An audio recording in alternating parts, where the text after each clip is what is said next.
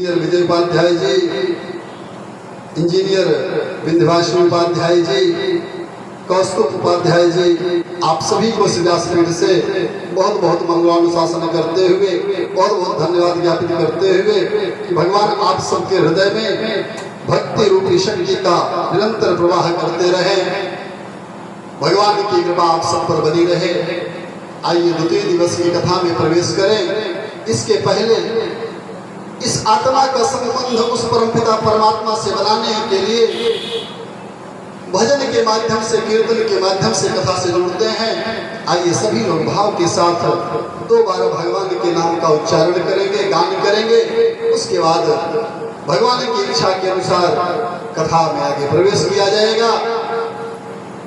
श्रीमन नारायण नारायण नारायण, श्रीमन, सभी लोग भाव के साथ गाइए, सभी लोग नारायण, श्रीमन नारायण नारायण नारायण, श्रीमन नारायण नारायण नारायण, भजमन नारायण नारायण नारायण, भजमन नारायण नारायण नारायण, श्रीमन नारायण नारायण नारायण, श्रीमन नारायण नारायण नारायण, जो नारायण नाम जपत है, जो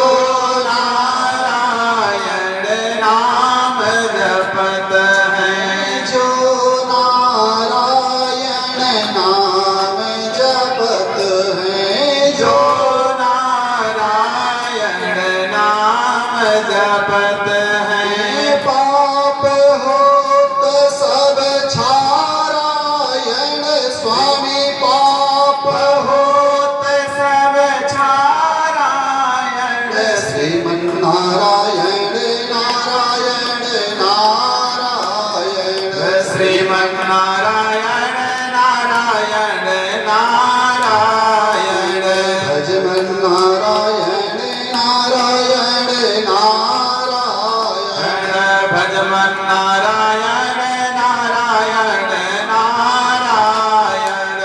बोलिए यज्ञ नारायण भगवान की जय हो, पूज्य सद्गुरुदेव भगवान की जय हो। जैसा कि आप सबने कथा के प्रथम दिवस श्रवण किया कि भागवत कथा कौन सुन सकता है।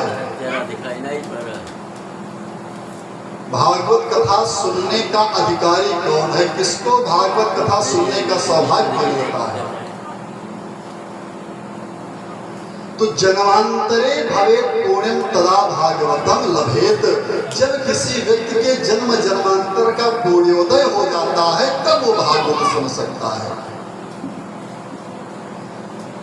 और भागवत कथा में आकर के बैठ कौन सकता है,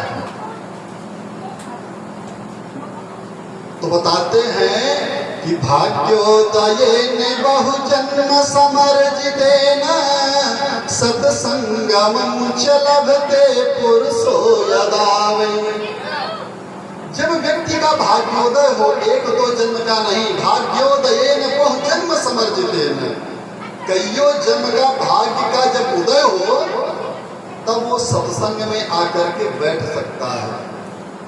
नहीं तो घर में बैठा रहेगा, वो कथा पांडाल तक, कथा स्थल तक जाकर के कथा नहीं सुन पाएगा। क्यों? क्योंकि गोस्वामी तुलसीदास जी ने रामचरितमानस में लिखा कि आवत यही सरयति कठिनाई, और राम कृपा बिन आई न जाई।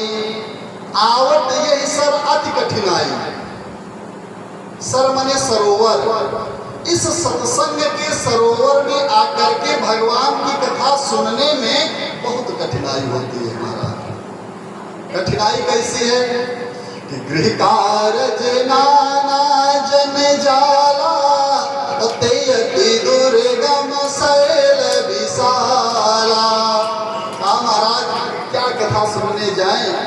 गृहस्थी का काल इतना सिर पे चढ़ा हुआ, घर का काम निपटाएं कि हम जाकर के कथा सुनाएं।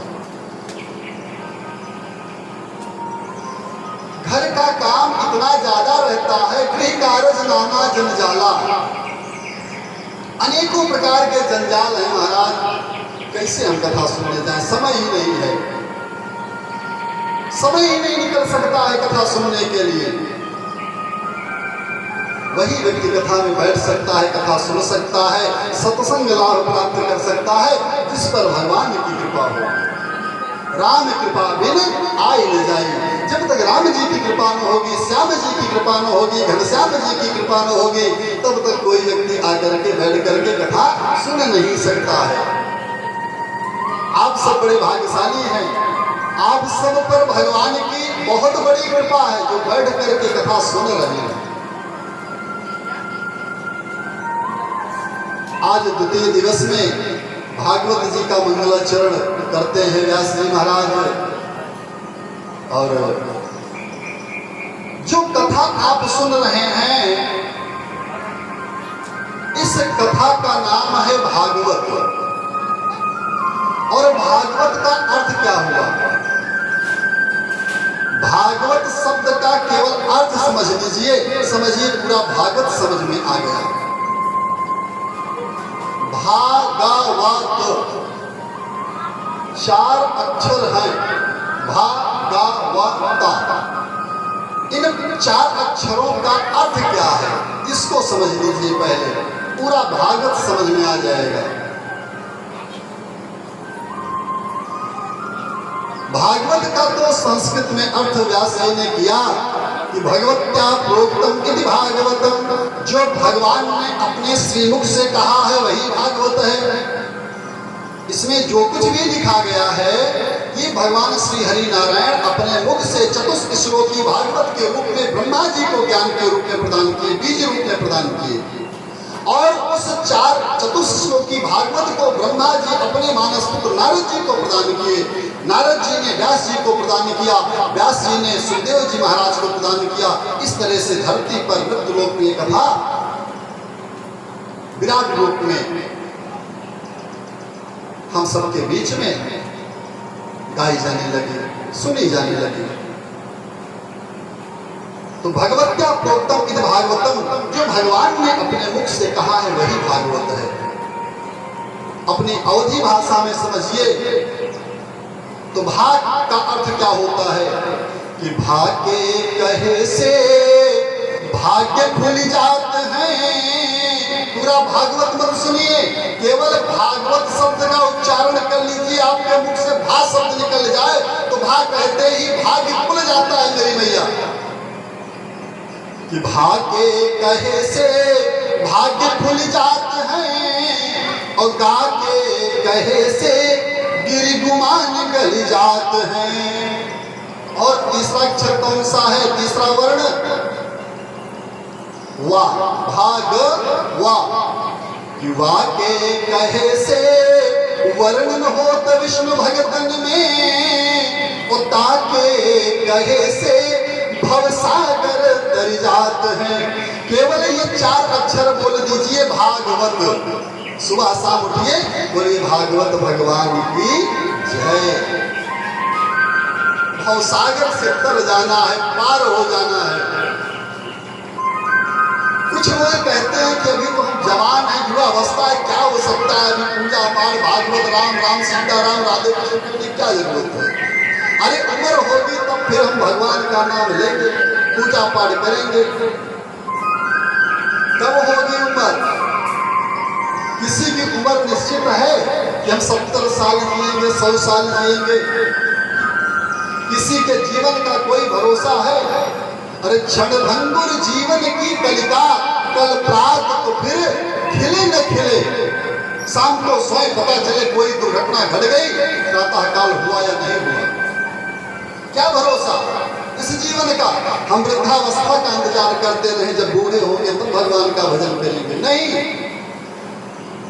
एक संत ने बहुत बढ़िया भजन गाया है कि भजन करो भरी जवानी में, बुढ़ापा किसने देखा है।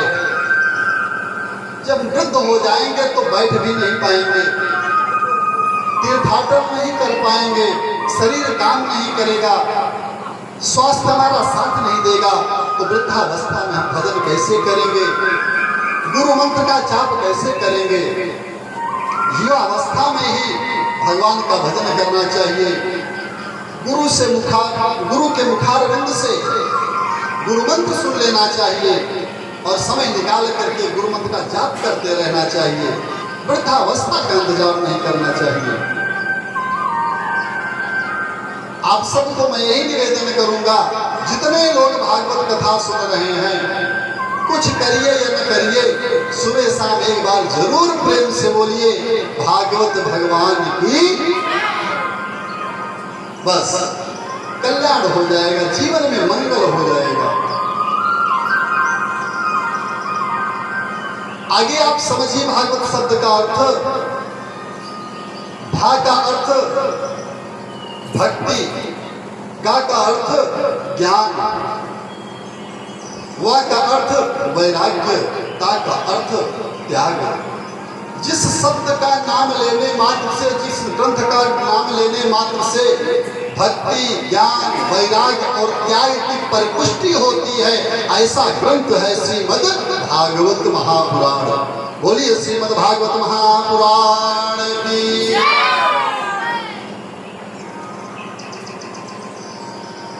आगे व्यास जी महाराज मंगलाचरण करते हैं।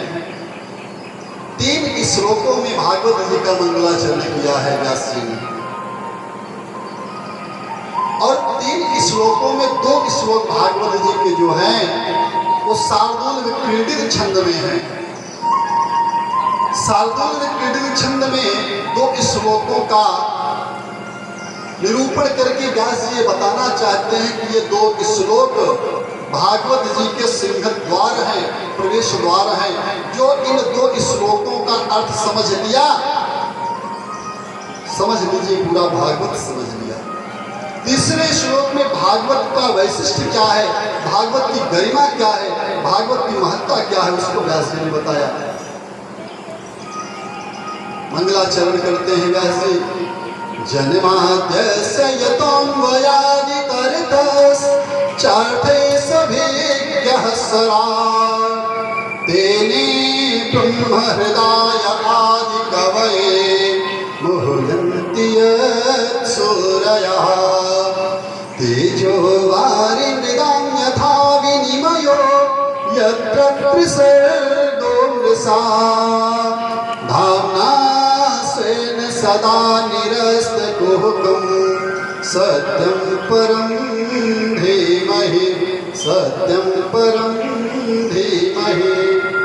जन्माद्यस्य, वो परमात्मा कैसा है, प्रथम श्लोक में भगवान के स्वरूप का वर्णन कर रहे हैं व्यास जी महाराज।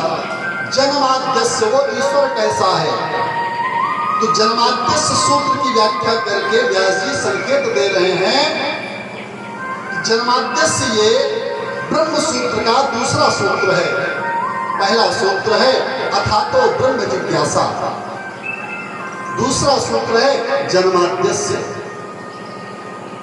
जन्माद्यस्य का अर्थ ये हुआ जन्मादि विकार रहित है, जो परमात्मा जन्मादि विकारों से रहित है, सह जन्माद्यस्य।